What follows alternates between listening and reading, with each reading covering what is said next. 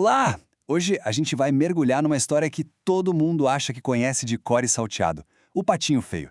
Mas vamos deixar a superfície de lado um pouquinho para descobrir as camadas de significado que fazem desse conto de fadas algo muito, mas muito mais poderoso do que uma simples história para dormir. Vamos nessa?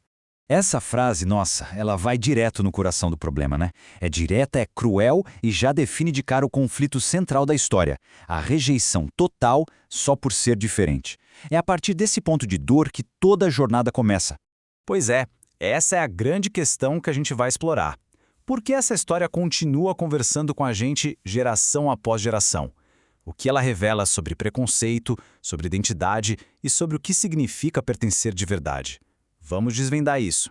Tudo começa daquele jeito que a gente já conhece. Num ninho, uma mamãe pata espera ansiosa. Um por um, os ovos se quebram e saem lindos patinhos amarelos. Mas tem um ovo, o maior de todos, que demora mais para abrir. E quando finalmente abre, o que sai de lá é um filhote grandão, meio desajeitado e todo cinza.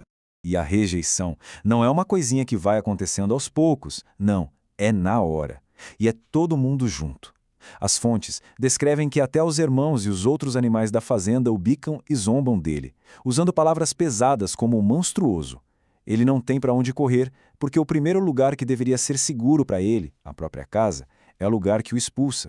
Chega uma hora que ele não aguenta mais tanta humilhação, e aí ele foge. E é aqui que a jornada de isolamento e sobrevivência dele começa de verdade. Uma jornada que vai levar ele a enfrentar as 4 estações do ano, quase como um espelho da sua própria jornada emocional por dentro. Agora, o que é muito interessante aqui é como a narrativa usa as estações para marcar não só o tempo, mas o que o patinho está sentindo. O verão é o trauma inicial do nascimento e da rejeição. O outono é a fuga, o medo constante. O inverno é o ponto mais baixo, o sofrimento de estar sozinho, congelando. E, finalmente, a primavera chega trazendo o renascimento, a transformação. Essa estrutura toda não está ali por acaso, viu?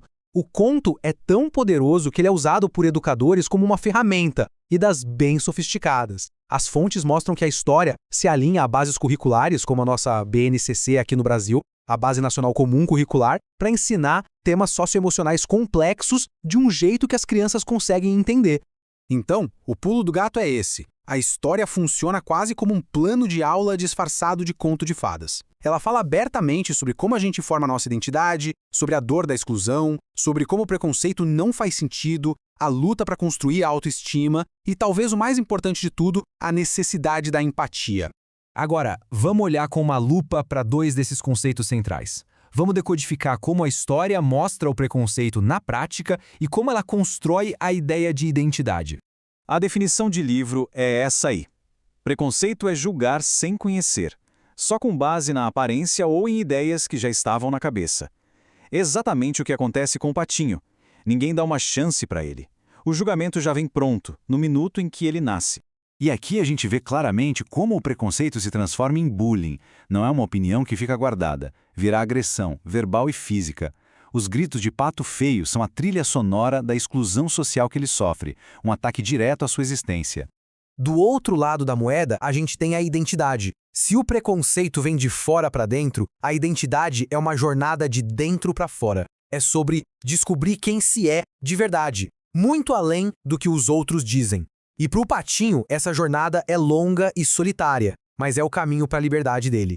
E este é o grande momento da história, né? A virada de chave. Quando ele se vê no reflexo da água, ele não vê só um cisne bonito. Ele se vê de verdade, pela primeira vez. Ele entende que nunca foi um pato feio, mas sim um cisne que ainda não tinha se encontrado. Essa descoberta de si mesmo é a verdadeira transformação. Sabe uma coisa curiosa? O jeito que uma história é contada pode mudar drasticamente a mensagem dela. E as fontes que analisamos destacam 2 versões animadas que lidam com um personagem-chave de formas bem diferentes, a mãe do patinho. E a diferença aqui é, nossa, é gigante. Na versão da Disney, a mãe é uma das agressoras. Ela expulsa o filho, o que torna a rejeição ainda mais profunda, mais dolorosa. Já na versão Os Amiguinhos, a mãe tenta proteger, mas ela é vencida pela pressão do grupo. Isso muda a dinâmica, mostrando como até o amor de mãe pode acabar sendo impotente diante do preconceito da comunidade. Então, por que a gente continua contando a história? Porque as lições dela sobre aceitação, bullying e identidade nunca saem de moda. Em um mundo que ainda luta tanto contra o preconceito, a jornada do patinho feio continua sendo um lembrete muito poderoso sobre o preço da crueldade e a importância da empatia.